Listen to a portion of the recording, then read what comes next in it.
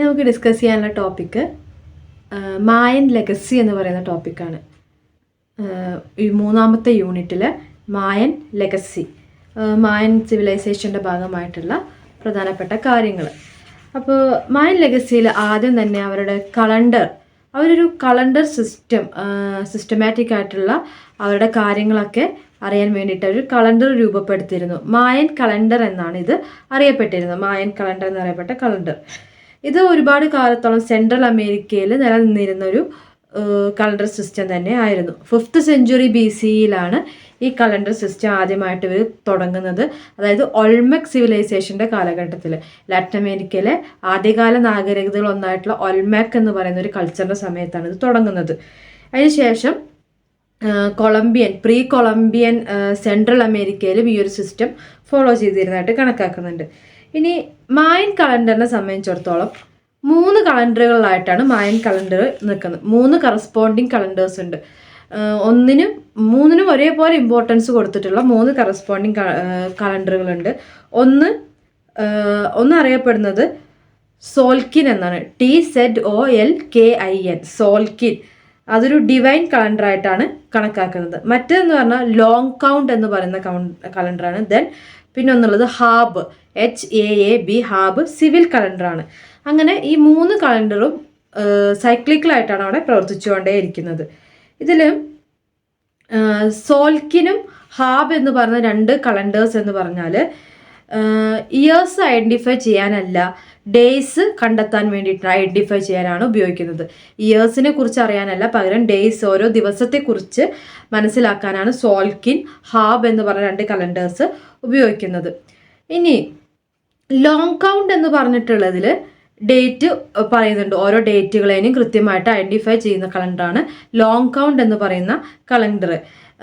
ഇത് പ്രകാരം ഈ ലോങ് കൗണ്ടിലാണ് ഡേറ്റ് ആദ്യം വരിക. ലോങ് കൗണ്ട് കലണ്ടറിൽ ഡേറ്റ് ആണ് ആദ്യം വരിക. അതിനുശേഷം സോൽക്കിൻ ഡേറ്റ് പറയും, ലാസ്റ്റ് ഹാബ് ഡേറ്റ് പറയും. അങ്ങനെയാണ് അവരൊരു ഡേറ്റ് സിസ്റ്റം അവരങ്ങനെയാണ് പറയുക. അപ്പോൾ ഇതിപ്പോൾ ഏതാ വർഷം അല്ലെങ്കിൽ ഇന്നത്തെ ദിവസം പറയുമ്പോൾ അവർ ആദ്യം ലോങ് കൗണ്ടിലെ ഡേറ്റ് പറയും, സോൽക്കിൻ ഡേറ്റ് പറയും, ലാസ്റ്റ് ഹാബ് ഡേറ്റ് പറയും. ഇതാണ് മായൻ ഡേറ്റ് എന്ന് പറഞ്ഞാൽ.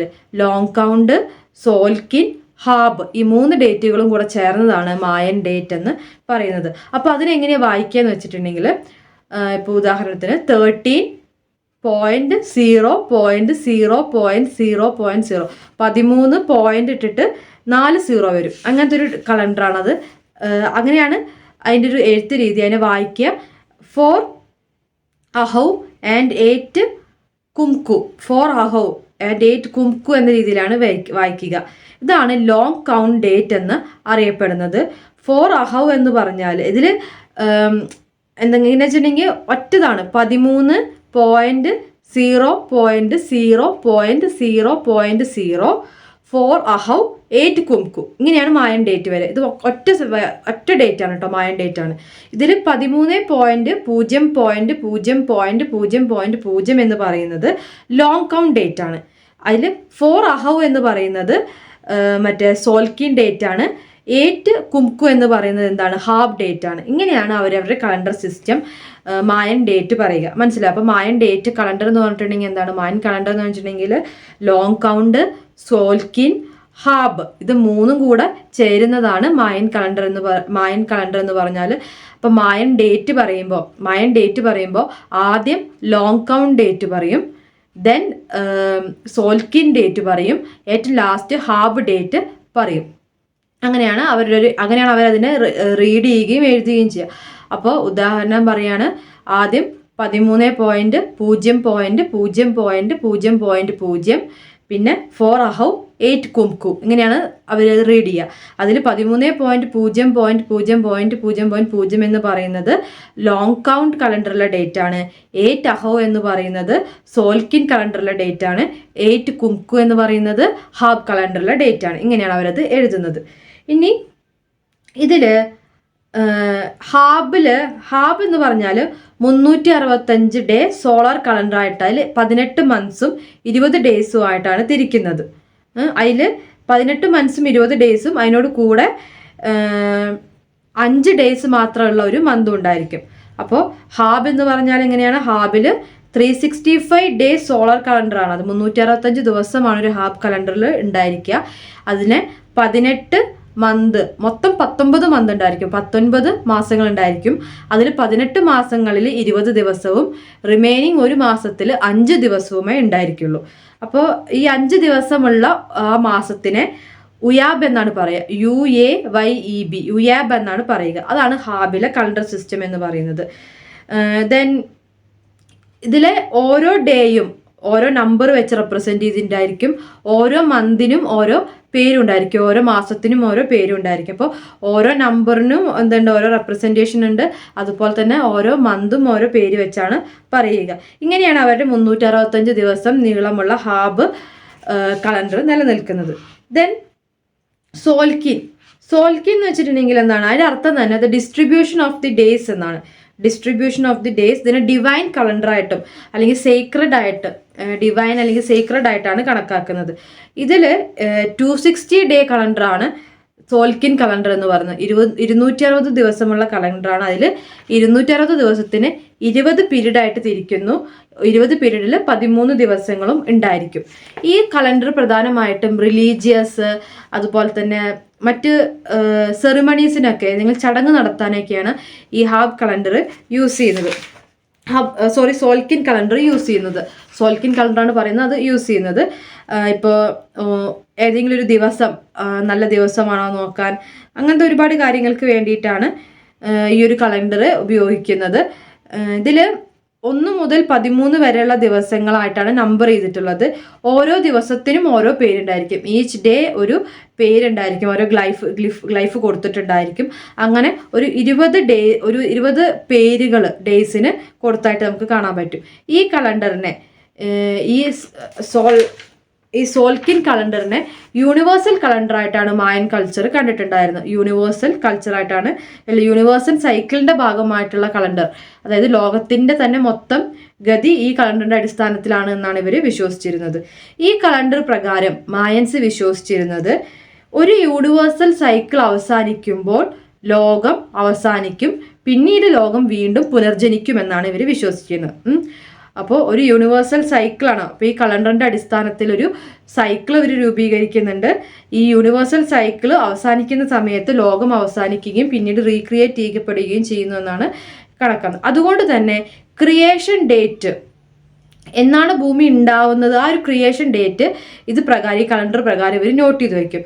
ഈ ക്രിയേഷൻ ഡേറ്റിൻ്റെ അടിസ്ഥാനത്തിലാണ് ഇത് എപ്പോൾ അവസാനിക്കുന്നു പിന്നെ എപ്പോൾ തുടങ്ങുന്നു എന്നവർക്ക് ഇതാക്കാൻ പറ്റുക. അപ്പോൾ എല്ലാ സൈക്കിളിലും ഈ ക്രിയേഷൻ ഡേറ്റ് ഇവർക്ക് മസ്റ്റായിട്ടും ഇവർ നോക്കി വയ്ക്കുന്നൊരു രീതി ഉണ്ടായിരുന്നു. ഇനി അപ്പോൾ മായൻ കലണ്ടറിൽ ഏറ്റവും ഇമ്പോർട്ടൻ്റ് ആയിട്ടുള്ളൊരു ഇതാണ് സോൽക്കിൻ ആൻഡ് ഹാബ് കലണ്ടേഴ്സ് എന്ന് പറയുന്നത്. ഈ സോൽക്കിൻ ആൻഡ് ഹാബ് കലണ്ടേഴ്സ് എന്തിനു വേണ്ടി ഉപയോഗിക്കും? അതിൽ പ്രകാരം ഈ 2 കലണ്ടേഴ്സിൻ്റെ ഒരു കോമ്പിനേഷൻ പ്രകാരം 52 ഇയേഴ്സാണ് ഒരു സൈക്കിൾ എന്ന് പറയുന്നത്. അപ്പോൾ ഹാബ് കലണ്ടറും സോൽക്കിൻ കലണ്ടറിൻ്റെയും ഒരു കോമ്പിനേഷൻ, അതിൽ നിന്ന് അത് രണ്ടും കൂടുള്ള ഒരു കോമ്പിനേഷൻ നിന്ന് മനസ്സിലാവുന്നത് 52 വർഷമാണ് ഒരു സൈക്കിൾ എന്ന് പറയുന്നത്. അതിനെ കലണ്ടർ റൗണ്ട് എന്നാണ് വിളിക്കുന്നത്. ഈ 52 വർഷത്തിന് എന്താണ് വിളിക്കുന്നവർ? കലണ്ടർ റൗണ്ട് എന്നാണ് വിളിക്കുന്നത്. ഇനി ഈ ഒരു സോൽക്കിൻ ആൻഡ് ഹാബ് കലണ്ടേഴ്സ് അല്ലേ, ഈ സോൽക്കിൻ ആൻഡ് ഹാബ് കലണ്ടേഴ്സിലെ ദിവസങ്ങൾ 2 വീൽസ്, 2 ചക്രങ്ങളിലായിട്ട് നിർമ്മിക്കും. എന്നിട്ട് ഇതിനെ 2 ദിശയിലേക്ക്, ഓപ്പോസിറ്റിംഗ് ദിശയിലേക്ക്, 2 എതിർ ദിശയിലേക്ക് കറക്കുകയും ചെയ്യും. അപ്പോൾ 2 വീൽസിൽ ഈ ഹാബ് ആൻഡ് സോൽക്കിൻ കലണ്ടേഴ്സിൻ്റെ ഡേറ്റ്സും അതിൻ്റെ സിമ്പിൾസും എഴുതും.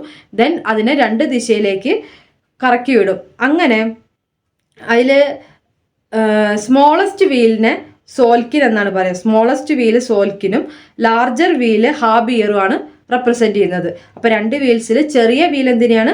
സോൽക്കിനെയും. അതിൽ 260 ആണികളുണ്ടായി, ടീത്ത് എന്ന് വെച്ചാൽ ഇങ്ങനെ വര സ്പോക്സ് വരകളുണ്ടായിരിക്കും. 260 ടീത്ത് ഉണ്ടായിരിക്കും. ദെൻ മറ്റേ ഹാബ് കലണ്ടർ ലാർജർ വീലാണ്, അതിന് 365 ഇങ്ങനെ ഇതുണ്ടായിരിക്കും, 365 ഡിവൈഡ് ചെയ്തിട്ടുണ്ടായിരിക്കും. അങ്ങനെ ഈ രണ്ട് കലണ്ടറുകളും ഓപ്പോസിറ്റ് വീൽസും ഓപ്പോസിറ്റ് ദിശയിലേക്ക് കറക്കി വിടും. അങ്ങനെ ഈ രണ്ട് ചക്രങ്ങളും കറങ്ങി വന്നിട്ട് ഒരു സോൽക്കിൻ്റെ ഒരു ഹാഫ് ഇയറിനെ ഹാഫ് പൊസിഷനിലേക്ക് എത്തും. അപ്പോൾ രണ്ടും ഒരുമിച്ച് വരുന്നൊരു സമയം, അതായത് ഒരു സോൽക്കിൻ്റെ ഒരു ഹാഫ് പൊസിഷനിലേക്ക് വരുമ്പോൾ ആ പൊസിഷൻ കണക്കാക്കിയിട്ടാണ് ഇവർ ക്രിയേറ്റിംഗ് ഡേ ഏതാണ്, തുടങ്ങുന്ന വർഷം ഒരു ക്രിയേഷൻ ഡേ ഏതാണെന്ന് കൗണ്ട് ചെയ്യുക. അപ്പോൾ ഇതാണ് അവരൊരു കൗണ്ടിങ് രീതി എന്ന് പറയുന്നത്. കാരണം നമുക്കത്ര എളുപ്പമല്ല അത് മനസ്സിലാക്കുക എന്ന് പറഞ്ഞു കഴിഞ്ഞാൽ, കാരണം നമുക്ക് ഒട്ടും പരിചയമില്ലാത്തൊരു കാര്യമാണ്. അപ്പോൾ ഇങ്ങനത്തെ ഒരു രണ്ട് വീൽസ് ഉണ്ടായിരിക്കും, ഒന്നിൽ സോൽക്കിൻ ഡേറ്റ്സും ഒന്നിൽ ഹാഫ് ഡേറ്റ്സും ഉണ്ടായിരിക്കും. ഇത് രണ്ട് ഓപ്പോസിറ്റ് ദിശയിലേക്ക് കറക്കി വിടും. ഒരു പെർട്ടിക്കുലർ ഇതിൽ സോൽക്കിൻ ഡേ ഒരു ഹാഫ് പൊസിഷനെ ചൂണ്ടും. അതായത് ഒരു സോൽക്കിൻ ഡേനെ പ്രതിനിധീകരിക്കുന്ന ഒരു ഹാഫ് ഡേ ഉണ്ടായിരിക്കും. അതിന് ആ ഒരു അത് കണക്കാക്കിയിട്ടാണ് ഇവർ ക്രിയേഷൻ ഡേ കണക്കാക്കുന്നത്. അപ്പോൾ ഇതാണ് അവരൊരു കലണ്ടർ സിസ്റ്റം എന്ന് പറയുന്നത്. ഇനി ലോങ് കൗണ്ട് കലണ്ടേഴ്സ് എടുക്കുമ്പോൾ ലോങ് കൗണ്ട് കലണ്ടേഴ്സിന് ഒരു സൈക്കിൾ എന്ന് പറയുന്നത് 13 ബക്തുംസ് എന്നാണ് അറിയപ്പെടുന്നത്. ലോങ് കൗണ്ട് ഇതിൻ്റെ 13 ബക്തുംസ് എന്നാണ് ഇവരുടെ ഒരു കൗണ്ടിനെ അറിയപ്പെടുന്നത്.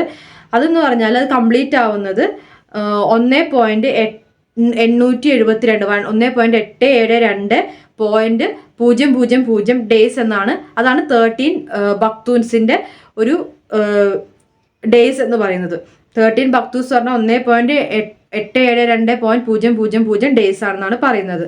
അതായത് ഇന്നത്തെ ഇതിലെടുത്ത് നോക്കുകയാണെങ്കിൽ 5125.36 5125.36 ഇയേഴ്സ് ആണ് ഒരു ലോങ് കൗണ്ടിലെ സൈക്കിൾ എന്ന് പറയുന്നത്. ഇനി ഈ 260 ഡേ കലണ്ടറിൽ ഇതിൻ്റെ ആക്ടിവിറ്റീസ് എല്ലാം റിലേറ്റ് ചെയ്യുന്നത് മനുഷ്യന്മാരെയും ദൈവത്തെയും മുൻനിർത്തിയിട്ടാണ്. അപ്പോൾ 260 ഡേ കലണ്ടറിലെ എല്ലാ ആക്ടിവിറ്റീസിനും മനുഷ്യർക്കും ദൈവത്തിനും തുല്യ പങ്കുണ്ടായിരിക്കും. അതായത് മനുഷ്യരുടെ ഏറ്റവും പ്രധാനപ്പെട്ട കാര്യങ്ങളെല്ലാം ഈ സൈക്കിളിൽ ഈ കലണ്ടറിനെ മുൻനിർത്തിയിട്ടാണ് നടക്കുന്നത്. ഇപ്പം പേരിടുന്നത്, ഫ്യൂച്ചർ പ്രഡിക്റ്റ് ചെയ്യുന്നത്, അതുപോലെ തന്നെ എപ്പോൾ യുദ്ധം നടത്തണം, എപ്പോൾ കല്യാണം നടത്തണം, ഒക്കെ ഈ ഒരു കലണ്ടറിനെ ബേസ് ചെയ്തുകൊണ്ടാണ് ഇവർ നടക്കുക.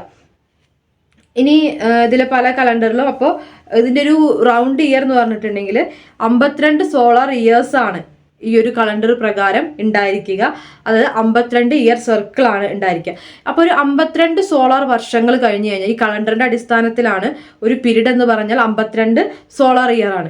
ഈ 52 സോളാർ ഇയർ കഴിഞ്ഞ് കഴിഞ്ഞാൽ ആകാശം ഇടിഞ്ഞു വീഴും, അങ്ങനെ ലോകം അവസാനിക്കുമെന്നൊരു വിശ്വാസമാണുള്ളത്. അപ്പോൾ ദൈവം മനുഷ്യൻ ചെയ്യുന്ന തെറ്റുകൾക്ക് നൽകുന്ന ഒരു ശിക്ഷയായിട്ടാണ് ഇവർ ഇതിനെ കണക്കാക്കുന്നതൊക്കെ. അപ്പോൾ 52 സോളാർ ഇയേഴ്സ് കഴിഞ്ഞാൽ ആകാശം ഇടിഞ്ഞു വീണ് ലോകം അവസാനിച്ച് പിന്നെ ലോകം റീക്രിയേറ്റ് ചെയ്യപ്പെടുകയാണെന്നാണ് ഇവരുടെ വിശ്വാസം. അതുകൊണ്ട് തന്നെ ഇവർ ഈ ഒരു ഡിസ്ട്രക്ഷൻ ആൻഡ് റീക്രിയേഷൻ ഉണ്ടെന്ന് വിശ്വസിക്കുന്നതുകൊണ്ട് തന്നെ ഇവർ ഈ കലണ്ടർ സിസ്റ്റം കൃത്യമായി നോട്ട് ചെയ്യുകയും ക്രിയേഷൻ ഇയർ കാര്യങ്ങളൊക്കെ പ്രീസ്റ്റുമാർ കൃത്യമായി നോട്ട് ചെയ്യുന്നത് ഇവർക്കൊരു സിസ്റ്റമാണ്. ഇതാണ് അവിടുത്തെ കലണ്ടർ സിസ്റ്റം എന്ന് പറയുന്നത്. ഒരു കോംപ്ലക്സ് ആയിട്ടുള്ള കലണ്ടർ സിസ്റ്റമാണ്. ഈ മായൻ സിവിലൈസേഷൻ്റെ എല്ലാ കാര്യങ്ങളും വളരെ കോംപ്ലക്സ് തന്നെയായിരിക്കും. അപ്പോൾ ഒരു കലണ്ടർ എന്ന് വെച്ചിട്ടുണ്ടെങ്കിൽ വളരെ കോംപ്ലക്സ് ആയിട്ടുള്ള ഒന്നാണ്.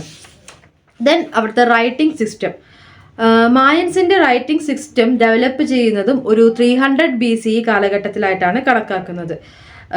അതിനെക്കുറിച്ചുള്ള ആദ്യത്തെ തെളിവുകൾ ലഭിക്കുന്നത് സാൻ ബർത്തോള എന്ന് പറയുന്ന സൈറ്റിൽ നിന്നാണ്. സാൻ ബർത്തോള, അതിനെ ഗൗതമാല എന്നൊക്കെ ഇന്ന് പറയുന്നു. ഇവിടെ നിന്നാണ് അതിനെക്കുറിച്ചുള്ള തെളിവുകൾ ലഭിക്കുന്നത്. 16ാം നൂറ്റാണ്ടിലെ സ്പാനിഷുകാരുടെ അറ്റാക്കിലൂടെയാണ് അതിലെ പല സ്ഥലങ്ങളും തകർന്നു പോകുന്നതൊക്കെ. ഈ ഒരു സിസ്റ്റത്തിൻ്റെ ഭാഗമായിട്ട് 30 മായൻ ലാംഗ്വേജസ് പല സ്ഥലങ്ങളിലായിട്ട് ഉണ്ടായിരുന്നു എന്നാണ്. സ്പോക്കൺ ലാംഗ്വേജസ്, പറയുന്ന സംസാര ഭാഷ, 30ഓളം സംസാര ഭാഷ പല സ്ഥലങ്ങളിൽ ഉണ്ടായിരുന്നതായിട്ടാണ് കണക്കാക്കുന്നത്. ക്രിസ്ത്യൻ പ്രീസ്റ്റുമാരും മിഷണറിമാരുടെയൊക്കെ പ്രവർത്തനം കാരണമാണ് അവരുടെ പല വിഗ്രഹങ്ങളും കത്തിക്കുന്നതും ഇല്ലാതാക്കുന്നതും ഒക്കെ പറയുന്നുണ്ട്. അങ്ങനെ കാലക്രമേണ അവർ പല മായൻ ലാംഗ്വേജസും മറന്നുപോയതാണ്. കാരണം ക്രിസ്ത്യൻ മിഷണറീസിൻ്റെ ഇടപെടൽ കാരണം അവരെ തന്നെ ഒരു വംശം തന്നെ ഇല്ലാതാവുന്ന രീതിയിൽ അവരുടെ ഭാഷയും ഇല്ലാതാവുകയാണ് ചെയ്തത്. എന്നാലും ചില ഇൻസ്ക്രിപ്ഷൻസ്, സ്റ്റോൺ ഇൻസ്ക്രിപ്ഷനിൽ നിന്ന്, അതുപോലെ തന്നെ കല്ലുകളുടെ മേൽ നിന്ന്, അതുപോലെ തന്നെ പല ഒബ്ജക്ട്സും അവർ നിർമ്മിച്ചിട്ടുള്ള സ്റ്റോൺ ജേഡ് ഒബ്ജക്ട്സ് മരം കൊണ്ടുള്ള ഒബ്ജക്ട്സ്, ഇതിൻ്റെ മീതെയൊക്കെ അവർ പല ഇൻസ്ക്രിപ്ഷൻസ് ഉണ്ടായിരുന്നു, പലതും അവർ എഴുതി വെച്ചിട്ടുണ്ടായിരുന്നു. അതിൽ നിന്നാണ് അവരുടെ ഒരു റൈറ്റിംഗ് സിസ്റ്റം കണ്ടെത്തുന്നത്. ഇനി മായൻ റൈറ്റിംഗ് സിസ്റ്റത്തിന് പ്രീ മായൻ റൈറ്റിംഗ് സിസ്റ്റം ഉണ്ട്. അതിനെ എപ്പി ഓൾമെക് സ്ക്രിപ്റ്റ് എന്നാണ്, അതല്ലെങ്കിൽ പോസ്റ്റ് ഓൾമെക് സ്ക്രിപ്റ്റ് എന്നാണ് അറിയപ്പെടുന്നത്. മായൻ റൈറ്റിംഗ്, പ്രീ മായൻ റൈറ്റിങ്ങിനെയാണ് എപ്പി ഓൾമെക് സ്ക്രിപ്റ്റ് എന്ന് അറിയപ്പെടുന്നത്. ദെൻ ഇവരുടെ സ്ക്രിപ്റ്റിനെ കുറിച്ച് ഒരുപാട് കാലത്തോളം പഠനം നടത്തിയെങ്കിലും, ഒരു 20th സെഞ്ച്വറിയിൽ 19th സെഞ്ച്വറിയുടെ ആദ്യമൊക്കെ പഠനം നടത്താൻ തുടങ്ങിയെങ്കിലും കൃത്യമായിട്ട് പഠനം നടത്തി കിട്ടുന്നത് 1980s 1990s കാലഘട്ടത്തിലാണ് അവരൊരു സ്ക്രിപ്റ്റ് കൃത്യമായിട്ട് വായിച്ച് പഠിക്കുന്നത്. എന്നിട്ട് ഇന്നും ഒരു 15% ഗ്ലൈഫ്സ് അതായത് എഴുത്തുകൾ അല്ലെങ്കിൽ അക്ഷരങ്ങൾ ഇന്നും ഐഡൻറ്റിഫൈ ചെയ്യാത്തുണ്ട്. അൺഡെസിഫേർഡ് ആയിട്ടുള്ള സ്ക്രിപ്റ്റ് ഉണ്ട്. ഒരു 15% അൺഡെസിഫേർഡ്, വായിച്ചെടുക്കാൻ പറ്റാത്ത സ്ക്രിപ്റ്റുകൾ ഇന്നും അവിടെ നിലനിൽക്കുന്നുണ്ട്. ഇനി ഇവരുടെ ലാംഗ്വേജ് എന്ന് പറയുന്നത് കുറച്ച് കോംപ്ലിക്കേറ്റഡ് തന്നെയായിരുന്നു. ലോഗോ സിലബിക് ആയിരുന്നു ഇവരുടെ സ്ക്രിപ്റ്റിനെ പറയുന്നത് ലോഗോ സിലബിക് എന്നാണ്. അതായത് സൈനുകൾ കൊണ്ട് ചിലതൊക്കെ സൂചിപ്പിക്കുക. ഈ ഒരു സൈന് സൂചിപ്പിക്കുമ്പോൾ പ്രശ്നം എന്താണെന്ന് വെച്ചാൽ വേൾഡിൽ നടക്കുന്ന എല്ലാ കാര്യങ്ങളെയും സൂചിപ്പിക്കാൻ വേണ്ടിയിട്ട് ചില സൈനുകൾ ഉപയോഗിക്കും. അതാണ് കൂടുതൽ കൺഫ്യൂസിങ് ഉണ്ടായിരിക്കുന്നത്. അപ്പോൾ ഒരു സൈന് ചിലപ്പോഴൊക്കെ റെപ്രസെൻറ്റിങ് ദ ഹോൾ വേൾഡ്, മൊത്തം വേൾഡിലെ കാര്യങ്ങൾ റെപ്രസെൻറ്റ് ചെയ്യാനായിരിക്കും ഉപയോഗിക്കുക. ചിലത് അവരുടെ സ്പെസിഫിക് ആയിട്ട് അക്ഷരങ്ങളെ റെപ്രസെൻറ്റ് ചെയ്യുമ്പോൾ ചിലത് ഹോൾ വേൾഡിനെ റെപ്രസെൻറ്റ്, മൊത്തം കാര്യങ്ങളെ റെപ്രസെൻറ്റ് ചെയ്യാൻ വേണ്ടി ഉപയോഗിക്കും. അങ്ങനത്തെ വരുമ്പോൾ അത് കുറച്ച് എന്താ പറയുക ഡിഫിക്കൽട്ടാണ് അവർക്ക് മനസ്സിലാക്കിയെടുക്കാൻ. അതുകൊണ്ടാണ് അതിനെ ലോഗോഗ്രാംസ്, സൈൻസ് ആർ ലോഗോഗ്രാംസ് എന്നാണ് പറയുന്നത്. സ്ക്വയർ രൂപേണയുള്ള സൈനുകളാണ് കൂടുതലായിട്ട് ഇവരിൽ കാണാൻ പറ്റുക. ഇത് റീഡ് ചെയ്യുന്ന വായിക്കുക ഇടത് നിന്ന് വലതോട്ട്, ലെഫ്റ്റ് ടു റൈറ്റ് ആണ് റീഡ് ചെയ്യുക. അങ്ങനെയാണ് അവർ എഴുതുന്നത്. ലെഫ്റ്റ് ടു റൈറ്റ് റീഡ് ചെയ്യാം, ടോപ്പ് ടു ബോട്ടം അങ്ങനെയാണ് അവർ എഴുതി വരിക. ഇടത്ത് നിന്ന് വലത്തോട്ട് എഴുതി അടിയിലേക്ക് ഇങ്ങനെ, ഇതിൽ നിന്ന് തുടങ്ങി അടിയിലേക്ക് ഇങ്ങനെ എഴുതി വരും അവർ. അതാണ് അവരുടെ ഒരു എഴുത്ത് രീതി എന്ന് പറയുന്നത്. ഇനി അവിടുത്തെ ടെക്സ്റ്റുകളിൽ, ആൻഷ്യൻ്റുമായ ടെക്സ്റ്റുകളിൽ കൂടുതലായിട്ടും രാജാക്കന്മാർ, രാജ്ഞിമാർ, അവരുടെ ജനനം, അവരാരൊക്കെ കല്യാണം കഴിച്ചു, എവിടെയൊക്കെ പോയി, ഇങ്ങനത്തെ കാര്യങ്ങളാണ് കൂടുതലായിട്ട് ലഭിച്ചിട്ടുണ്ടായിരുന്നത്. ഇതിന് പുറമെ അവിടെ കുറച്ച് മറ്റ് ടെക്സ്റ്റുകളുണ്ട്, കിട്ടിയതിൽ വളരെ കുറച്ച് ടെക്സ്റ്റുകളുണ്ട്. ഒരു ബുക്ക് ഫോർമാറ്റിലാണ് അവർ ഈ എഴുതിയതൊക്കെ സൂക്ഷിച്ചിട്ടുണ്ടായിരുന്നു, ബുക്ക് ഫോർമാറ്റിൽ. ഇതിനെ അവർ കോഡെക്സ് എന്നാണ് വിളിച്ചിട്ടുണ്ടായിരുന്നത്. CODEX, കോഡെക്സ് എന്നാണ് അവരവരുടെ ബുക്ക് സിസ്റ്റത്തിനെ വിളിച്ചിട്ടുണ്ടായിരുന്നത്. സ്പാനിഷ് അറ്റാക്ക് വഴി ഇതിലെ പല കോഡക്സുകളും പിന്നീട് എന്തായി ഫുള്ളായിട്ട് തീയിട്ട് നശിപ്പിക്കുന്ന ഒരു സിറ്റുവേഷനാണ് ഉണ്ടായത്. ഈ കോഡക്സുകൾ, അവരുടെ ബുക്ക് ഫോർമാറ്റ് ആയിട്ടുള്ള കോഡക്സുകൾ തീയിട്ട് നശിപ്പിക്കുന്നതിൽ പ്രമുഖനായിട്ടുള്ള ഒരാളാണ് ബിഷപ്പ് ഡിയാഗോ ഡെ ലാൻഡ എന്ന് പറയുന്ന വ്യക്തി. ബിഷപ്പ് ഡിയാഗോ ഡെ ലാൻഡ. ഇവരാണത് കുറേയൊക്കെ നശിപ്പിച്ച് കളഞ്ഞിട്ടുള്ളത്. എന്നാലും പ്രസന്റ് ഡേ അവൈലബിൾ ആയിട്ടുള്ള കുറച്ച് കോഡക്സുകളാണ് മാഡ്രിഡ്, ഡ്രെസ്ഡൻ, ദെൻ പാരീസ് കോഡൈസസ്. എന്തൊക്കെയാണ്? മാഡ്രിഡ്, ഡ്രെസ്ഡൻ, മാഡ്രിഡ് ഒന്ന്, പിന്നെ ഒന്നാണ് ഡ്രെസ്ഡൻ, ദെൻ പാരീസ്. ഈ കോഡൈസസ് ആണ് ഇപ്പോൾ അവൈലബിൾ ആയിട്ടുള്ള 3 കോഡൈസസ് എന്ന് പറയുന്നത്. ബാക്കിയൊക്കെ ഒരുപാടൊക്കെ അവർ നശിപ്പിച്ച് കളയുകയാണ് ചെയ്തത്. ഈ കോഡെക്സ് എന്ന് പറയുന്ന സംഭവത്തിൻ്റെ റൈറ്റിംഗ് എന്ന് പറഞ്ഞാൽ ബ്ലാക്ക് ഇങ്ക് കൊണ്ട് റെഡ് ഹൈലൈറ്റ്സ് കൊടുത്തിട്ടാണ് ഇവർ എഴുതുക. അപ്പോൾ സ്റ്റൈൽ ഓഫ് റൈറ്റിംഗ് വെച്ചാൽ ബ്ലാക്ക് ഇങ്ക് ആണ് കൂടുതലായിട്ട് ഉപയോഗിക്കുക. അത് ഹൈലൈറ്റ് ചെയ്യിക്കാൻ വേണ്ടിയിട്ട് റെഡ് കളർ ഉപയോഗിക്കുന്നുണ്ട്. അതുകൊണ്ട് തന്നെ ഈ ഒരു ടെറിട്ടറീനെ land of red and black എന്നും അറിയപ്പെടുകയായിരുന്നു. മായ ടെറിട്ടറീനെ എന്താണ് അറിയപ്പെടുക? Land of red and black എന്ന് അറിയപ്പെടുന്ന ഒരു സിറ്റുവേഷൻ ഉണ്ട്. ഇതായിരുന്നു അവിടുത്തെ റൈറ്റിംഗ് സിസ്റ്റം എന്ന് പറയുന്നത്. ദെൻ അടുത്തതാണ് റിലീജിയൻ. അവരുടെ പ്രധാനപ്പെട്ട ഒന്നാണ് റിലീജിയൻ എന്ന് പറയുന്നത്. മായൻ റിലീജിയൻ എന്ന് പറയുന്നത് വളരെ കോംപ്ലക്സ് ആയിട്ടുള്ളതാണ്. ഏറ്റവും പ്രധാനമായിട്ട് അവർക്ക് ഒരുപാട് ഹ്യൂമൻ സാക്രിഫൈസസ് കാര്യങ്ങളൊക്കെ ഉണ്ടായിരുന്നു. അപ്പോൾ നമ്മൾ അവരുടെ കലണ്ടർ സിസ്റ്റം പഠിച്ചപ്പോൾ പറഞ്ഞല്ലേ, 52 വർഷം കഴിയുമ്പോൾ, ഒരു സോളർ ഇയർ കഴിയുമ്പോൾ അവർ എന്താ പറയുക മരിക്കുകയും പിന്നീട് റീക്രിയേറ്റ് ചെയ്യപ്പെടുകയും അങ്ങനത്തെ വിശ്വാസങ്ങളാണ് അവർക്ക് ഉണ്ടായിരുന്നെന്ന് പറഞ്ഞു. ഇനി ഇവരുടെ റിലീജിയനെ കുറിച്ചിട്ടുള്ള ഒരു ബുക്കാണ് പോപ്പോൽ വൂഹ് എന്ന് പറയുന്ന ബുക്ക്. കൊളോണിയൽ പീരീഡിലാണ് ഈ ബുക്ക് എഴുതപ്പെട്ടുള്ളത്. അവിടുത്തെ സ്പാനിഷ് കൊളോണിയൽ റൂളിൻ്റെ സമയത്താണ് ഇത് എഴുതപ്പെട്ടിട്ടുള്ളത്. പോപ്പൽ വൂഹ് എന്ന് പറയുന്നത്. ഈ പോപ്പൽ വൂഹ് എന്ന് പറഞ്ഞ ബുക്ക് വാമൊഴി ചരിത്രത്തിൻ്റെ ഭാഗമായിട്ട് എഴുതിയിട്ടുള്ളത്. അവിടെ നിലനിന്നിരുന്ന മായൻ വിഭാഗക്കാരോട് ചോദിച്ചറിഞ്ഞ് എഴുതിയിട്ടുള്ളൊരു ബുക്കാണ് പോപ്പൽ വൂഹ് എന്ന് പറയുന്ന ബുക്ക് എന്ന് പറയുന്നത്. അവരുടെ ഈ ഒരു ബുക്കിൽ നിന്ന് മായ കമ്മ്യൂണിറ്റിക്ക് 3 പീരീഡ് ഓഫ് ക്രിയേഷൻ, 3 പീരീഡ് ഉണ്ട്. അതായത് ക്രിയേഷന് 3 പീരീഡ് ഉണ്ട്. ഒരു ജനനത്തിന്, ഒരു മനുഷ്യ ജനനത്തിന് 3 കാലഘട്ടം ഉണ്ടായിരുന്നതായിട്ടാണ് അവർ പറയുന്നത്. ഈ പൂപ്പൽ ഊഹ എന്ന് പറഞ്ഞ പുസ്തകത്തിൽ പറയുന്നതാണ് 3 കാലഘട്ടം. അതിൽ ആദ്യത്തെ ഫസ്റ്റ് ക്രിയേഷൻ, ആദ്യത്തെ മനുഷ്യനുണ്ടാക്കിയത് എന്ന് പറയുന്നത് മണ്ണുകൊണ്ടാണെന്നാണ് വിശ്വസിക്കുന്നത്. ഫസ്റ്റ് വിശ്വാസം എന്ന് പറയുന്നത് മനുഷ്യനുണ്ടാക്കിയത് മണ്ണുകൊണ്ടാണ്. ദൈവമാണ് മനുഷ്യനുണ്ടാക്കുന്നത്, മണ്ണുകൊണ്ടാണ് ഉണ്ടാക്കിയത്. ഈ മനുഷ്യന് ഈ മഡ്ഡുകൊണ്ടുണ്ടാക്കിയ മനുഷ്യനെ പ്രൊഡക്റ്റീവ് അല്ല, പ്രത്യുൽപാദനം നടത്താൻ പറ്റില്ലായിരുന്നു. അവർക്ക് പ്രത്യേകിച്ച് ഒന്നും ചെയ്യാൻ പറ്റില്ലായിരുന്നു. സംസാരിക്കാൻ പറ്റും, പക്ഷെ മൈൻഡില്ല, മനസ്സുണ്ടായിരിക്കില്ല, ഒരു മനസ്സു ബുദ്ധിയൊന്നുമില്ല, സംസാരിക്കാൻ പറ്റും. അങ്ങനത്തെ ആൾക്കാരാണ് ആദ്യമായിട്ട് ക്രിയേറ്റ് ചെയ്യപ്പെട്ട മഡ്ഡോണ്ട് നിർമ്മിച്ചുകൊണ്ട് തന്നെ ദേ കനോട്ട് മൂവ്. അവർക്ക് അനങ്ങാനോ അങ്ങോട്ടും ഇങ്ങോട്ടും പോവാനോ ഒന്നും സാധിക്കില്ലായിരുന്നു. അപ്പോൾ ദൈവത്തിന് തോന്നിയത്ര അവരുടെ ഈ ആദ്യത്തെ ക്രിയേഷൻ ഒരു വേസ്റ്റ് ക്രിയേഷൻ ആയിരുന്നു, ഒരു തെറ്റായ ക്രിയേഷൻ ആയിരുന്നു ദൈവങ്ങൾക്ക് തോന്നിയപ്പോൾ ദൈവം അതിനെ എന്താക്കി, വെള്ളം കൊണ്ട് നശിപ്പിച്ചു എന്നാണ് പറയുന്നത്. അങ്ങനെ വെള്ളം കൊണ്ട് ഈ മഡ്ഡോണ്ടുണ്ടാക്കിയ ഫസ്റ്റ് മനുഷ്യന്മാരെ നശിപ്പിച്ചു. എന്നിട്ട് ദൈവം അടുത്ത ഗ്രൂപ്പ് ഓഫ് മനുഷ്യന്മാരെ നിയമിച്ചു. അതാണ് സെക്കൻഡ് ക്രിയേഷൻ, രണ്ടാം ഘട്ട നിർമ്മാണം. ദൈവം മനുഷ്യനെ നിർമ്മിക്കുന്നതിന് രണ്ടാം ഘട്ടം. അത് റീഡ്സ്, സ്ത്രീകളെ റീഡ്സ് എന്ന് പറയുന്നൊരു പ്ലാന്റ് ഉണ്ട്, റീഡ് പ്ലാന്റ് കൊണ്ട് നിർമ്മിക്കുകയും ആണുങ്ങളെ വുഡ്, മരം കൊണ്ടാണ് നിർമ്മിച്ചത്. അപ്പം മരം കൊണ്ടും റീഡ് പ്ലാന്റ് കൊണ്ടുമാണ് ആണിനെയും പെണ്ണിനെയും നിർമ്മിക്കുന്നത്. ഇവർക്ക് ഹ്യൂമൻ ഫങ്ഷൻസ്, മറ്റെല്ലാ ഫങ്ഷൻസും ഹ്യൂമൻസിൻ്റെതായിട്ടുള്ള ഫങ്ഷൻസ് ചെയ്യാൻ സാധിക്കും, പക്ഷെ ആത്മാവ് ഉണ്ടായിരിക്കില്ല, നോ സോൾസ്. അതുപോലെ തന്നെ ദൈവങ്ങളോട് ആരാധനയുമില്ല, ബഹുമാനമില്ല. അപ്പോൾ അതിനോടൊപ്പം തന്നെ ഇവർ മരിച്ചു കഴിഞ്ഞാൽ, ഈ സെക്കൻഡ് ക്രിയേഷനിൽ ഉണ്ടായിട്ടുള്ള മനുഷ്യന്മാർ മരിച്ചു കഴിഞ്ഞാൽ 3 ദിവസമേ ഇവർക്ക് മരണമുള്ളൂ. 4ാമത്തെ ദിവസം ഇവർ പുനർജനിക്കും, അല്ലെങ്കിൽ 3ാമത്തെ ദിവസം 3 ദിവസം കഴിഞ്ഞ് ഇവർ പുനർജനിക്കും. അപ്പോൾ എന്താണ്, ഇവർ അനശ്വരന്മാരായി, അല്ലെ 3 ദിവസം പുനർജനിക്കുമ്പോൾ ഇവർ അനശ്വരന്മാരായി. അപ്പോൾ ഇവരെ ഡിസ്ട്രക്ട് ചെയ്തേ പറ്റൂ എന്ന് ദൈവം തീരുമാനിക്കുകയാണ്. അവരെ ചൂടുവെള്ളം കൊണ്ട്, ബോയിലിംഗ് ഹോട്ട് വാട്ടർ, ചൂടുവെള്ളം കൊണ്ടാണ് ഈ രണ്ടാമത്തെ ഗ്രൂപ്പിനെ ദൈവം ഇല്ലാതാക്കുന്നത്. പക്ഷെ അതിൽ ചില വിഭാഗക്കാർ എന്തായി, നിലനിന്നു. അങ്ങനെ രണ്ടാമത്തെ ക്രിയേഷനിൽ ചൂടുവെള്ളം ഒഴിച്ചിട്ടും നശിക്കാത്ത കുറച്ച് വിഭാഗം ഉണ്ടല്ലോ, അവരാണ് പിന്നീട് കുരങ്ങന്മാരുടെ രൂപത്തിൽ മങ്കീസ് ആയിട്ട്, എയ്പ്സ് ആയിട്ട് നിലനിന്നത് എന്നാണ് ഇവർ കരുതുന്നത്. ദെൻ അടുത്തതാണ് തേർഡ് ക്രിയേഷൻ, ദൈവത്തിൻ്റെ 3ാമത്തെ ക്രിയേഷൻ. അതാണ് ഇന്ന് കാണുന്ന മനുഷ്യരെന്നും ഇവർ വിശ്വസിക്കുന്നുണ്ട്. ഇപ്പോഴുള്ള മനുഷ്യന്മാരാണ് തേർഡ് ക്രിയേഷനെ ദൈവം ഉണ്ടാക്കിയത് വൈറ്റ് ആൻഡ് യെല്ലോ മെയ്സിലാണ്. വെള്ളയും മഞ്ഞയും നിറമുള്ള മെയ്സ് കൊണ്ടാണ് നിർമ്മിച്ചത്. ഇവർക്ക് ദൈവത്തിൻ്റെ അതേ രക്തവും നൽകുകയും ചെയ്തിട്ടുണ്ട്. ദൈവത്തിൻ്റെ രക്തം കൊണ്ട് യെല്ലോ ആൻഡ് വൈറ്റ് മെയ്സ് കൊണ്ട് നിർമ്മിച്ചവരാണ് ഇപ്പോഴത്തെ മോഡേൺ ഡേ ഹ്യൂമൻസ് എന്നാണ് ഇവർ വിശ്വസിക്കുന്നത്. ഇതാണ് തേർഡ് ക്രിയേഷൻ ഓഫ് ഗോഡ് എന്ന് പറയുന്നത്. അങ്ങനെ നിർമ്മിച്ച ദൈവത്തിൻ്റെ തന്നെ ഭാഗമായിട്ടുള്ള മനുഷ്യരായതുകൊണ്ട് ഇവർ വളരെ ബുദ്ധിമാന്മാരായിരുന്നു, വളരെ ബുദ്ധിശാലികളായിരുന്നു.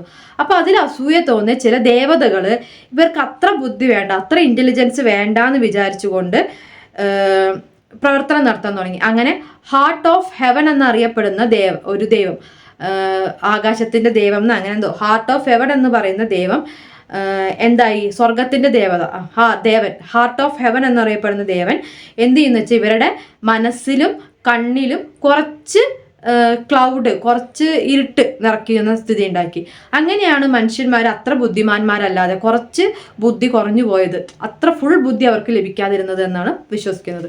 ഇതാണ് മനുഷ്യൻ്റെ 3 ക്രിയേഷൻ, മായൻ കൾച്ചർ പ്രകാരം, മായൻ വിശ്വാസം പ്രകാരം 3 ക്രിയേറ്റീവ് കൾച്ചർ അല്ലെങ്കിൽ ക്രിയേഷനുമായി ബന്ധപ്പെട്ട 3 വിശ്വാസങ്ങൾ, മിത്തുകൾ എന്ന് പറയുന്നത്. അപ്പോൾ അതിനോടൊപ്പം തന്നെ ഇവർക്ക് ഈ സ്വർഗം നരകം, ഹെൽ ആൻഡ് ഹെവൻ എന്ന വിശ്വാസത്തിനേക്കാൾ കൂടുതൽ 3 വേൾഡ് ഉണ്ട്, 3 ലോകമുണ്ട് എന്നാണ് ഇവർ വിശ്വസിക്കുന്നത്. അപ്പോൾ സ്വർഗവും നരകവുമല്ല ഇവർ വിശ്വസിക്കുന്നത്, 3 വേൾഡ്, 3 ലോകമുണ്ട്. Upper world, middle world, under world. അതൊക്കെയാണ് upper world, middle world, under world. ഇതിൽ അപ്പർ വേൾഡ് എന്ന് പറഞ്ഞാൽ അപ്പർ വേൾഡിന് തന്നെ 13 ലെവലുകളുണ്ട്. അപ്പർ വേൾഡിനെ തന്നെ 13 ലെവലുകളായിട്ട് തിരിച്ചിട്ടുണ്ട്. മിഡിൽ വേൾഡിന് 1 ലെവലേ ഉള്ളൂ, മിഡിൽ വേൾഡിന് 1 ലെവലേ ഉള്ളൂ.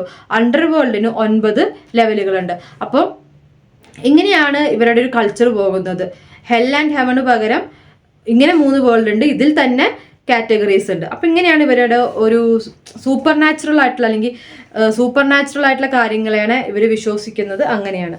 ദെൻ ഇവരുടെ ഒരു ദിശ അറിയുന്ന രീതി എന്ന് പറഞ്ഞാൽ നോർമലി നമുക്കറിയാം ഡയറക്ഷൻ എന്ന് പറഞ്ഞാൽ 4 കാർഡിനൽ ഡയറക്ഷനാണ്. കാർഡിനൽ ഡയറക്ഷൻ 4 നമുക്കറിയാം അല്ലെ. ഇവരുടെ വിശ്വാസപ്രകാരം 5 ഡയറക്ഷൻ ഉണ്ട്. 5 ഡയറക്ഷൻ എന്ന് പറഞ്ഞാൽ നോർമലി നമുക്കൊക്കെ അറിയുന്ന 4 ഡയറക്ഷനും പ്ലസ് സെന്റർ പോയിന്റിന് ഒരു ഡയറക്ഷൻ ആയിട്ടാണ് കണക്കാക്കുന്നത്. അപ്പോൾ ഇതാണ് ഇവരുടെ 4 ഡയറക്ഷൻസ് എന്ന് പറയുന്നത്. ഇതൊക്കെ കലണ്ടർ സിസ്റ്റത്തിന്റെ ഭാഗമായിട്ട് നമ്മൾ പിന്നെ ഡിസ്കസ് ചെയ്തിട്ടുള്ള കാര്യമാണ്. പിന്നെ ഇവരുടെ റിലീജിയൻ എന്ന് പറയുന്നത് എന്താണ്? പോളിതീസം ആണെന്നാണ് പൊതുവിൽ പറയുന്നത്. 2ൽ കൂടുതൽ ദൈവങ്ങളെ, ഒരുപാട് ദൈവങ്ങളെ വിശ്വസിക്കുന്ന ഒരു രീതി ഇവർക്ക് ഉണ്ടായിരുന്നു. ഇവരുടെ പ്രധാനപ്പെട്ട ഡേറ്റിയാണ് ഇറ്റ്സംനാജ്. ITZAMNAAJ. ഇറ്റ്സംനാജ് എന്ന് പറയുന്നതാണ് സുപ്രീം ഡീറ്റി എന്ന് പറയുന്നത്. അതൊരു വൃദ്ധനായ മനുഷ്യനാണ്. ഈ ഇറ്റ്സംനാജ് എന്ന് പറയുന്ന ഏറ്റവും ഉയർന്ന വിശ്വാസം എന്ന് പറയുന്ന ഒരു വൃദ്ധനായ മനുഷ്യനാണ്. ദെൻ ഇവർക്ക് സൂര്യദേവന്, സൺഗോഡിനെ വിശ്വാസം ഉണ്ടായിരുന്നു. പിന്നെ അവരുടെ മറ്റൊരു ദൈവമാണ് ചഹക്ക്, CHAHK. ചഹക്ക് എന്ന് പറയുന്ന ഒരു റെയിൻ ഗോഡ്, മഴയുടെ ദൈവത്തിനെ അവർ വിശ്വസിക്കുന്നുണ്ടായിരുന്നു. ഇതിനോടൊക്കെ പുറമെ ഇവർക്ക് മറ്റൊരു ദൈവം ഉണ്ടായിരുന്നു, പകുതി മനുഷ്യനായിട്ടുള്ള ഒരു രൂപം. അതായത് മനുഷ്യൻ്റെതായിട്ടുള്ള മുഖം രൂപത്തിൽ വലിയ നോസ്, നീണ്ട മൂക്ക്. അപ്പോൾ ലോങ് ആനിമൽ നോസ്, അതിനോടൊപ്പം തന്നെ ഹ്യൂമൻ ഫിഗർ, അങ്ങനത്തെ ഒരു ഇതിലും അവർക്ക് വിശ്വാസം ഉണ്ടായിരുന്നു. ഇതായിരുന്നു അവരുടെ ഒരു ബിലീഫില്, ഡേറ്റീസിലുള്ള ബിലീഫ് എന്ന് പറയുന്നത്. പിന്നെ മറ്റൊന്ന് വെച്ചിട്ടുണ്ടെങ്കിൽ ഇവർ രക്തം നൽകി ദൈവത്തെ പ്രീതിപ്പെടുത്തുന്ന ഒരു സിസ്റ്റം ഇവർക്ക് ഉണ്ടായിരുന്നു. അതൊരു പ്രധാനപ്പെട്ട ആരാധനാ രീതിയായിരുന്നു. ബ്ലഡ് സാക്രിഫൈസ്, രക്തം കൊണ്ട് പ്രീതിപ്പെടുത്തുക എന്നുള്ളത്. അതുകൊണ്ട് തന്നെ മനുഷ്യനെ കുരുതി കൊടുക്കൽ, ഹ്യൂമൻ സാക്രിഫൈസും ഇവർക്ക് വളരെ കോമൺ ആയിരുന്നു. ഇപ്പം അതിന് കൂടുതലായിട്ട് ഹ്യൂമൻ സാക്രിഫൈസിൽ ഉപയോഗിച്ചിരുന്നത് യോദ്ധാക്കളെ തോൽക്കുന്ന സമയത്ത് യോദ്ധാക്കളെ പിടിച്ചുകൊണ്ട് വന്നിട്ടാണ് ഈ ഒരു സാക്രിഫൈസിനായിട്ട് ഹ്യൂമൻ കുരുതി കൊടുക്കാൻ വേണ്ടി ഉപയോഗിക്കുക. അത് അവർക്കൊരു തെറ്റായിട്ട് തോന്നിയിട്ടില്ല, അവർ വളരെ കോമൺ ആയിട്ട് ചെയ്യുന്നൊരു കാര്യമാണ്. അതിനോട് പിന്നെ ഒന്നെന്ന് പറഞ്ഞാൽ ഇപ്പോൾ ഫ്ലഡ് ഉണ്ടായി, അല്ലെങ്കിൽ ഡ്രോട്ട്, വരൾച്ച ഉണ്ടായി, ഒരു പ്രദേശത്ത് വരൾച്ച ഉണ്ടായി കഴിഞ്ഞാൽ അവരെന്ത് ചെയ്യുന്ന വെച്ചിട്ടുണ്ടെങ്കിൽ മനുഷ്യനെ പിടിച്ചിട്ട് വെള്ളത്തിലേക്ക് ഇട്ടിട്ട് കൊല്ലും. അപ്പോൾ അങ്ങനെ ഒരു സാക്രിഫൈസിങ് രീതി അവർക്കുണ്ടായിരുന്നു, ബലി കൊടുക്കുന്ന രീതി അവർക്കുണ്ടായിരുന്നു. ദെൻ കുട്ടികളേനെ അവർ ബലി കൊടുത്തിരുന്നു. റിച്വൽസിൻ്റെ ഭാഗമായിട്ട് കുട്ടികളേനെ അവർ ബലി കൊടുക്കുന്ന രീതിയും അവർക്കുണ്ടായിരുന്നു. അപ്പോൾ വളരെ അവരുടെ ഡീപ്പായിട്ട് തന്നെ ഈ ഒരു കുരുതി എന്ന് പറയുന്ന ഹ്യൂമൻ സാക്രിഫൈസിൻ്റെ പല രീതികൾ അവർ ഫോളോ ചെയ്തിരുന്നതായിട്ടാണ് കണക്കാക്കുന്നത്. ദെൻ ഈ മായൻ ക്രിയേഷനുമായിട്ട് ബന്ധപ്പെട്ടുകൊണ്ട് ബുക്സ് ഉണ്ടെന്ന് പറഞ്ഞു. അതിൽ ഒരു ബുക്ക് നമ്മൾ പറഞ്ഞു, പോപ്പൽ ബുക്ക് എന്ന് പറയുന്ന ബുക്ക് പറഞ്ഞു. ഇനി വേറൊരു ബുക്കാണ് ബുക്സ് ഓഫ് ചിലാംബലം എന്ന് പറയുന്നത്, CHILAM ചിലാംബലത്തിൻ്റെ ബുക്സുകൾ എന്ന് പറയുന്നത്. ഇനി ബുക്സ് ഓഫ് ചിലാംബലം, മറ്റേ ബുക്ക് നമ്മളൊന്ന് ഡിസ്കസ് ചെയ്തിട്ടുണ്ട്. പിന്നെ ബുക്സ് ഓഫ് ചിലാംബലം എന്ന് പറയുന്നത് അത് അതിൽ പറയുന്നത് ലോലാൻഡ് മായ എന്ന് പറയുന്നൊരു ഇതിനെ കുറിച്ചാണ് പറയുന്നത്. അപ്പോൾ ഈ പോപ്പൽ വൂ എന്ന് പറഞ്ഞ ബുക്കിൽ അപ്പർലാൻഡ് മായനെ കുറിച്ചാണ് പറയുന്നത്. ഇത് ലോലാൻഡ് മായനെ കുറിച്ചാണ് എക്സ്പ്ലെയിൻ ചെയ്യുന്നത് ചിലാംബലം എന്ന പുസ്തകത്തിൽ. അത് ലോലാൻഡ് മായ എന്ന് പറഞ്ഞിട്ടുണ്ടെങ്കിൽ Mexican area, Yucatan area of Mexico, മെക്സിക്കോയുടെ യുക്കാട്ടൻ ഏരിയയിലെ കുറിച്ചുള്ള ഡീറ്റെയിൽസ് ആണ് ഈ ലോലാൻഡ് മായ എന്നതുകൊണ്ട് ഉദ്ദേശിക്കുന്നത്. അതാണ് ഈ ചിലാംബലം എന്ന പുസ്തകത്തിലൂടെ എക്സ്പ്ലെയിൻ ചെയ്യുന്നത്. ഈ ചിലാംബലം, ബുക്ക് ഓഫ് ചിലാംബലം എന്ന് പറഞ്ഞിട്ടുണ്ടെങ്കിൽ ഇതിൻ്റെ ഉള്ളിൽ തന്നെ, ബുക്സ് ഓഫ് ചിലാംബലത്തിൻ്റെ ഉള്ളിൽ തന്നെ ഒരുപാട് ഫേമസ് ആയിട്ടുള്ള മറ്റ് വർക്ക്സും ഉണ്ടായിരിക്കും. അതായത് ഒരു പ്രദേശത്തിനെ മുൻനിർത്തിക്കൊണ്ട് എഴുതിയിട്ടുള്ള ഒരുപാട് വർക്ക്സ് ഈ ചിലാംബലം എന്ന് പറയുന്ന ബുക്സിൽ ഇൻക്ലൂഡഡ് ആണ്. അപ്പോൾ ചിലാംബലം ബുക്സിൻ്റെ ഭാഗമായിട്ടുള്ള മറ്റ് ബുക്സുകളാണ് books of Chumayel, Tizimin, Mani, Kaua, Ixil, Tusik and codex Perez. ഇതൊക്കെ ഇതിനായിട്ട് ഇൻഫ്ലുവൻസ് ചെയ്തിട്ടുള്ള മറ്റ് ബുക്സുകളാണ്. ഇതിൻ്റെയൊക്കെ ഒരു റിട്ടൺ എന്ന് പറയുന്നത് ജഗൗർ എന്ന് പറഞ്ഞിട്ടുള്ളൊരു പ്രീസ്റ്റ് ആണെന്നാണ് കരുതുന്നത്. ജഗൗർ എന്ന് പറഞ്ഞിട്ടുള്ള പ്രീസ്റ്റ് ആണ്. ഇത് ട്രാൻസ്ലേഷൻ, ചിലാംബലത്തിനൊക്കെ ട്രാൻസ്ലേഷനും കാര്യങ്ങളൊക്കെ നടന്നിട്ടുണ്ട്. ദെൻ ഇവരുടെ മറ്റൊരു റിലീജിയസ് ആയിട്ടുള്ള കാര്യമാണ് മാരേജ് എന്ന് പറയുന്നത്. മാരേജ് എന്ന് പറയുന്നത് ഇവരുടെ ഒരു റിലീജിയസ് ആയിട്ടുള്ള കാര്യം തന്നെയാണ്. ഇനി ഈ മാരേജ് എന്ന് പറഞ്ഞ സെറിമണി, ആചാരം നടക്കുമ്പോൾ അതിന് കുറേ രീതികൾ ഇവർക്ക് ഉണ്ടായിരുന്നു. അതായത് വധുവിൻ്റെ വീട്ടിൽ പൂജ ചെയ്യാൻ വേണ്ടിയിട്ട് ഒരു പ്രീസ്റ്റ്, ഒരു പൂജാരി പോവും. അവിടെ വെച്ച് കുറേ റിച്വൽസ് ഒക്കെ നടത്തിയിട്ടാണ് ഈ കല്യാണം നടത്തുക. ഈ റിച്വൽസ് ശരിയായില്ലെങ്കിൽ അവർക്ക് അവിടെ വെച്ച് ഡൈവേഴ്സ് ആവാനുള്ള അധികാരമുണ്ട്. അപ്പോൾ ഡൈവേഴ്സ് എന്ന് പറയുന്നത്, വേർപിരിയൽ എന്ന് പറയുന്നത് ഈ ഒരു സമൂഹത്തിൽ കോമൺ ആയിട്ടുണ്ടായതാണ്. ഇനി മറ്റൊരു റിച്വലായിരുന്നു, ആചാരമായിരുന്നു ഡാൻസിങ് എന്ന് പറയുന്നത്. ദൈവത്തെ പ്രീതിപ്പെടുത്താനാണ് ഡാൻസ് ചെയ്യുക. അങ്ങനെ ഒരു രീതിയും, അല്ലെങ്കിൽ ദൈവത്തിനായിട്ടുള്ള കമ്മ്യൂണിക്കേഷൻ, ദൈവത്തായിട്ടുള്ള പരസ്പരമായിട്ടുള്ള കമ്മ്യൂണിക്കേഷനാണ് ഡാൻസ് എന്ന് പറയുന്നതെന്ന് ഇവർ വിശ്വസിക്കുന്നുണ്ട്. ഇതൊക്കെയാണ് ഇവിടെ നിലനിൽക്കുന്ന വിവിധങ്ങളായിട്ടുള്ള മായൻ ലെഗസീസ് എന്ന് പറയുന്നത്. താങ്ക്